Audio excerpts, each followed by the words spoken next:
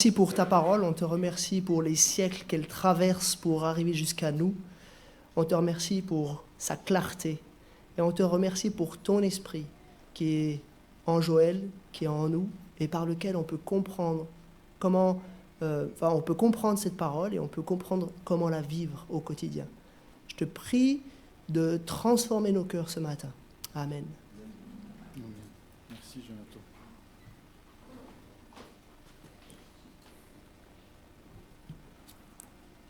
Merci de m'accueillir parmi vous, c'est vraiment chouette. Et je vous invite à ouvrir vos Bibles en Jean chapitre 3.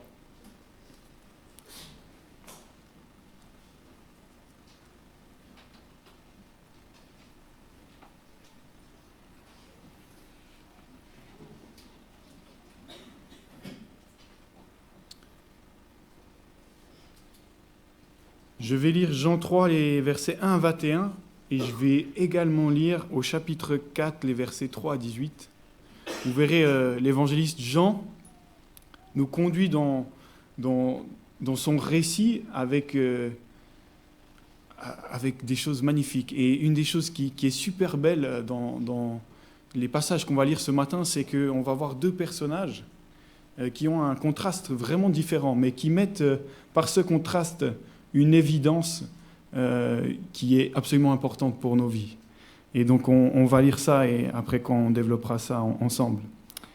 Donc je lis au chapitre 3 de Jean au verset 1. Or, il y avait parmi les pharisiens un homme du nom de Nicodème, un chef des Juifs. Il vint de nuit trouver Jésus et lui dit : « Maître, nous savons que tu es un enseignant envoyé par Dieu, car personne ne peut faire ces signes miraculeux que tu fais si Dieu n'est pas avec lui. » Jésus lui répondit : « en vérité, je te le dis, à moins de naître de nouveau, personne ne peut voir le royaume de Dieu. » Nicodème lui dit : « Comment un homme peut-il naître quand il est vieux ? Peut-il une seconde fois entrer dans le ventre de sa mère et naître ? » Jésus répondit : « en vérité, je te le dis, à moins de naître d'eau et d'esprit, on ne peut entrer dans le royaume de Dieu. Ce qui est né de parents humains est humain, et ce qui est né de l'esprit est esprit. Ne t'étonne pas que je t'ai dit, il faut que vous naissiez de nouveau. Le vent souffle où il veut, et tu en entends le bruit, mais tu ne sais pas d'où il vient, ni où il va. C'est aussi le cas de toute personne qui est née de l'esprit. » Nicodème reprit la parole et lui dit : « Comment cela peut-il se faire ? » Jésus lui répondit : « Tu es l'enseignant d'Israël et tu ne sais pas cela ? En vérité, je te le dis, nous disons ce que nous savons et nous rendons témoignage de ce que nous avons vu, et vous ne recevez pas notre témoignage. Si vous ne croyez pas quand je vous parle des réalités terrestres, comment croirez-vous si je vous parle des réalités célestes ? Personne n'est monté au ciel, sinon celui qui est descendu du ciel, le Fils de l'homme. Et tout comme Moïse a élevé le serpent dans le désert, il faut aussi que le Fils de l'homme soit élevé, afin que quiconque croit en lui ne périsse pas, mais qu'il ait la vie éternelle. En effet, Dieu a tant aimé le monde qu'il a donné son Fils unique, afin que quiconque croit en lui ne périsse pas, mais ait la vie éternelle. Dieu, en effet, n'a pas envoyé son Fils dans le monde pour juger le monde, mais pour que le monde soit sauvé par lui. Celui qui croit en lui n'est pas jugé, mais celui qui ne croit pas est déjà jugé, parce qu'il n'a pas cru au nom du Fils unique de Dieu. Et voici quel est ce jugement. La lumière est venue dans le monde, et les hommes ont préféré les ténèbres à la lumière, parce que leur manière d'agir était mauvaise. En effet, toute personne qui fait le mal déteste la lumière, et elle ne vient pas à la lumière pour éviter que ses actes soient dévoilés. Mais celui qui agit conformément à la vérité vient à la lumière afin qu'il soit évident que ce qu'il a fait, il l'a fait en Dieu. Je lis au verset 3 du chapitre 4. Alors Jésus quitta la Judée et retourna en Galilée.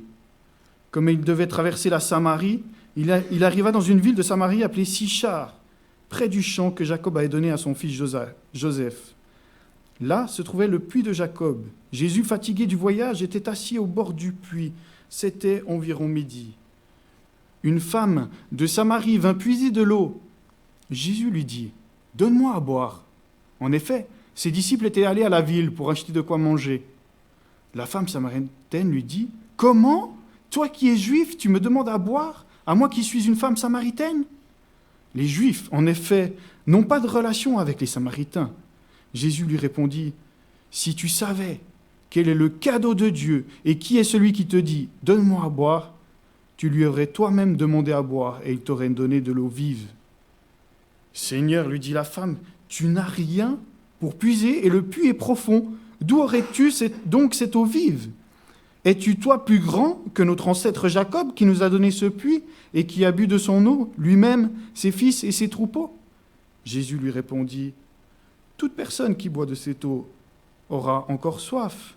En revanche, celui qui boira de l'eau que je lui donnerai n'aura plus jamais soif, et l'eau que je lui donnerai deviendra en lui une source d'eau qui jaillira jusque dans la vie éternelle. » La femme lui dit, « Seigneur, donne-moi cette eau, afin que je n'aie plus soif et que je n'aie plus à venir puiser ici. » « Va appeler ton mari, lui dit Jésus, et reviens ici. » La femme répondit, « Je n'ai pas de mari. » Jésus lui dit, « Tu as bien fait de dire, je n'ai pas de mari, car tu as eu 5 maris, et l'homme que tu as maintenant n'est pas ton mari. En cela, tu as dit la vérité. »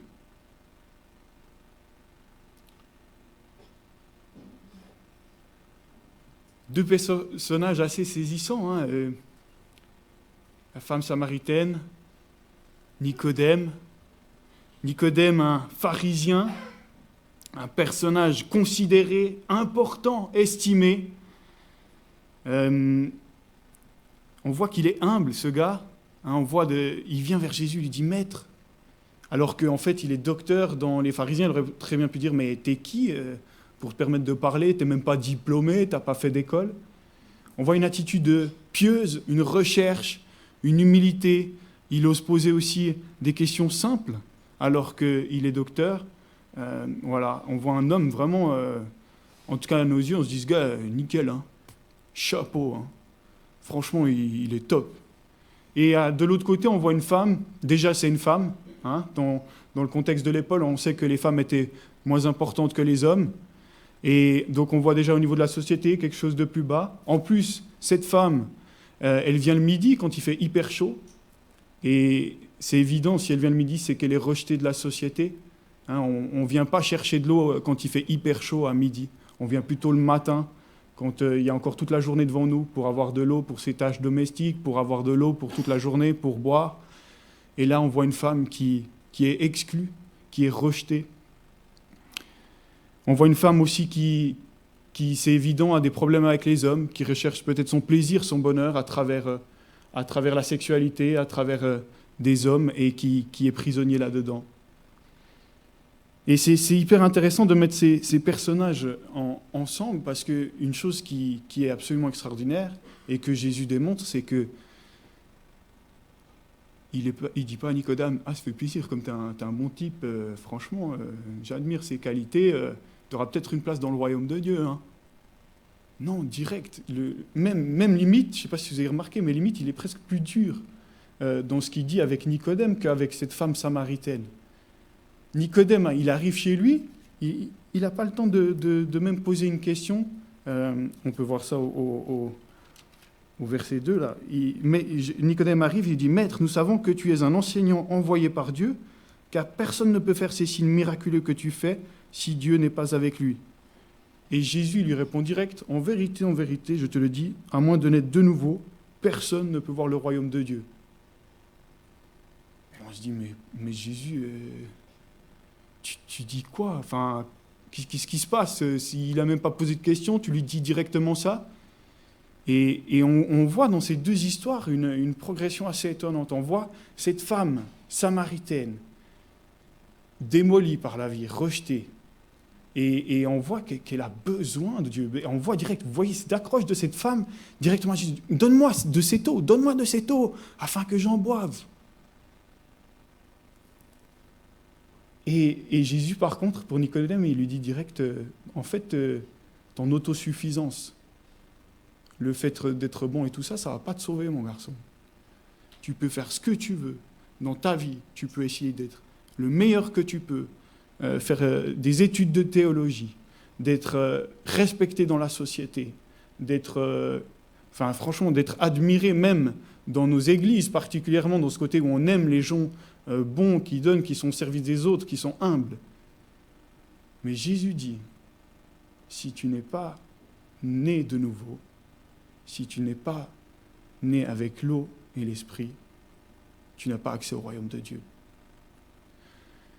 Alors je ne sais pas, peut-être ça te parle, peut-être tu te dis déjà, ah ouais, moi je sens que je suis peut-être plus comme cette femme, je sens que dans ma vie il y a des choses là, c'est évident, j'ai besoin de Jésus, j'ai besoin de cette eau.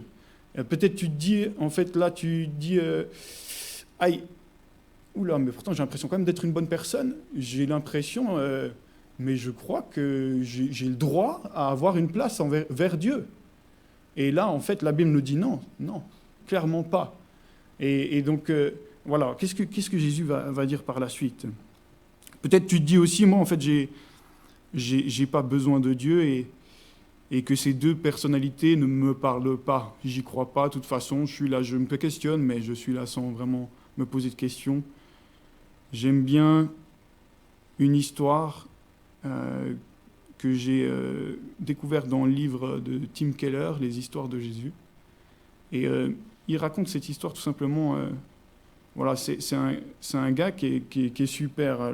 Il est super à cause particulièrement d'une chose, c'est que sa mère, qui est veuve, a tout donné pour lui. Elle s'est sacrifiée, elle a pris du temps, elle a fait des petits boulots, et vraiment elle a galéré. Elle a galéré pour pouvoir lui permettre de faire des études, pour pouvoir avoir un métier stable. Et elle lui a demandé, mais écoute, sois juste et sois généreux dans ta vie. C'est tout ce que je te demande. Ce jeune homme a fait sa vie, il a eu du succès, hyper bon le gars, un gars hyper juste, et il donne aux autres. Et sa mère, il lui écrit une petite carte une fois par année. Et c'est tout. Et si on lui demandait quelle était sa relation avec sa mère, il dirait, en fait, je la connais plus trop, mais je lui écris de temps en temps. Franchement, c'est pas satisfaisant.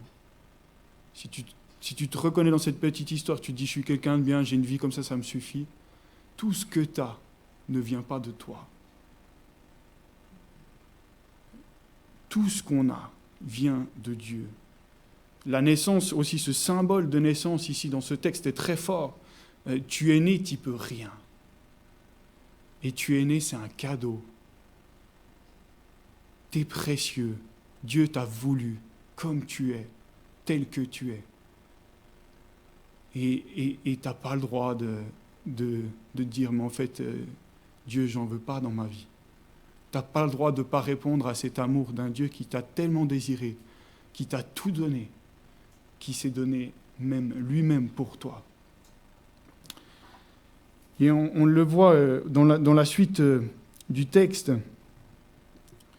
où Nicodème, il ne comprend pas, quand Jésus lui dit « À moins de naître de nouveau, personne ne peut voir le royaume de Dieu ». Nicodème, il dit « Mais comment un homme il peut naître quand il est vieux ? Peut-il une seconde fois entrer dans le ventre de sa mère et naître ?» Je pense que Nicodème a dû être hyper surpris, même voire peut-être blessé. C'est un gars qui en voulait. Pour arriver là où il en est, il fallait faire des sacrifices dans sa vie. Et automatiquement, quand tout ce qu'on donne, tout ce qu'on sacrifie, tout ce qu'on fait pour un objectif, quand on voit que notre objectif est à côté, c'est destructeur. Si, je prends un exemple, tu te vises dans ta vie une carrière professionnelle, allez, statut à ce niveau de palier, tu arrives, tu donnes tout, tu arrives, et à un moment, pour X raison, maladie, autre, ciao, carrière c'est fini pour toute ta vie. Tu fais quoi ? Tu t'effondres, tu pleures. Par la grâce de Dieu, on voit que Nicodème ne s'est pas effondré de comprendre qu'il était à côté de son objectif de vie. On le voit plus tard, dans Jean 19, en fait, il est avec Joseph d'Arimathée pour l'enterrement de Jésus. Et là, il vient de nuit, il se cache, et à l'enterrement, il se montre publiquement. Il offre même un cadeau à Jésus. C'est évident qu'il se tape l'affiche. Et c'est une manière visible pour lui qui est hyper dangereuse. Il risque son statut de pharisien, son statut social, il risque tout. Mais il a compris qu'en fait, c'est pas grave. Toutes ces choses, c'est un peu comme Paul, toutes ces choses qui étaient pour moi des pertes, qui étaient pour moi des gains, je les ai regardées comme une perte. À cause de qui ? À cause de Christ. Il a compris que quand Jésus lui dit « à moins de naître de nouveau, de naître d'eau et d'esprit », il a compris que Jésus est en train de lui dire que Jésus est lui-même cette eau vive, et qu'il est, en tant que Dieu incarné, l'endroit où est l'Esprit. Il lui dit, il n'y a que en moi. Et il nous dit, il n'y a que en moi que vous avez accès au royaume de Dieu. Il n'y a pas d'autre salut. Pas d'autre salut. Et toutes ces autres choses qui peuvent venir, et il y en a, moi j'en ai, mais qui peuvent venir nous faire croire, comme cette femme samaritaine ou Nicodème, que pour de la sécurité, pour du bonheur, pour du plaisir, on a plus à gagner avec ces choses qu'ont Dieu, sont tout simplement des idoles. C'est pas pour rien que le premier commandement que Dieu nous donne, c'est « tu n'auras pas d'image devant ma face. Tu n'auras pas d'idole devant moi. » Et moi, j'ai dû confesser derrière moi, l'été passé, je ne sais plus suite à quelle situation, mais j'étais déstabilisé. Je n'ai pas compris pourquoi. Ce n'est pas venu tout de suite. Et petit à petit, Dieu a fait son travail, et j'ai compris seulement début janvier. Mais j'avais une idole, où en fait, mon idole, j'accordais trop d'importance dans le regard des autres et dans le regard que j'avais de moi-même. Et Dieu m'a permis de supprimer cette idole, et il le fera encore, peut-être elle va revenir, il faut toujours être vigilant, mais de comprendre que je n'ai pas à me soucier de ce que peuvent penser les autres de moi, ou même de ce que je peux penser de moi-même. Pourquoi ? Parce que, à nouveau, mon eau vive, l'esprit, là où je donnais ma vie, là où je centre ma vie, c'est Christ. C'est là où est tout. C'est là où il n'y a plus rien besoin d'autre. Et cette vie chrétienne absolument extraordinaire, et là je fais presque un aparté, mais pour cette femme samaritaine, pour Nicodème, qui ont vu, qui ont compris grâce à Jésus ces idoles dans leur vie, et qui ont compris qu'il fallait renoncer, se repentir de ces choses pour laisser l'eau vive, l'esprit prendre la place, et bien une fois que cette première alliance est faite, elle est faite à vie. Et dans toute cette vie, par la suite, Nicodème et la femme samaritaine, ils ont dû, dans toute leur maison de leur vie, si on peut dire, dans chaque pièce, chercher et découvrir quelles autres idoles prenaient forme afin de les détruire également. Et ça, c'est quelque chose d'extraordinaire dans notre vie chrétienne, c'est que toutes ces idolâtries qui viennent comme Nicodème, comme la femme samaritaine, elles sont là, il y en a toujours. Et être chrétien, ça veut pas dire en être libéré complètement et, entre guillemets, de devenir quelqu'un comme Nicodème qui paraît, en tout cas humainement parlant, parfait. Non, pas du tout. Être chrétien, c'est tout simplement être de plus en plus équipé, presque développer une entreprise de repérage de ces idoles. Et une fois qu'elles sont là, qu'on les a vues, qu'on les a comprises, on les confesse, on demande pardon, on se remet à Dieu et on se laisse remplir à nouveau de l'esprit et de l'eau vive que Dieu veut donner. C'est extraordinaire. Et si on ne repère pas ces idoles, et ben petit à petit, elles nous détruisent. Voilà, si moi j'avais continué sur cette voie-là, si j'avais donné trop d'importance à cette idole du regard des autres, ben petit à petit peut-être une dépression, peut-être, je ne sais pas, ça mène loin, ça mène loin. Et Dieu veut nous délivrer de tout ça.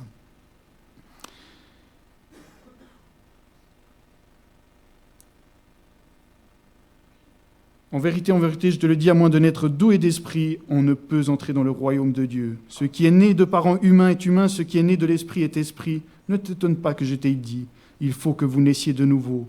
Le vent souffle où il veut, et tu en entends le bruit, mais tu ne sais pas d'où il vient, ni où il va. C'est aussi le cas de toute personne qui est née de l'esprit. C'est quelque chose qu'on n'explique pas comment Dieu nous touche. Dieu fait ce qu'il veut. Mais si tu n'as pas encore goûté à cette eau vive et à Jésus, demande-lui que ce vent se tourne contre toi, que ce vent vienne toucher ta vie, que tu confesses tes idoles, confesses tes péchés Et viens à lui, viens te remplir de lui, viens te libérer, viens vivre libre.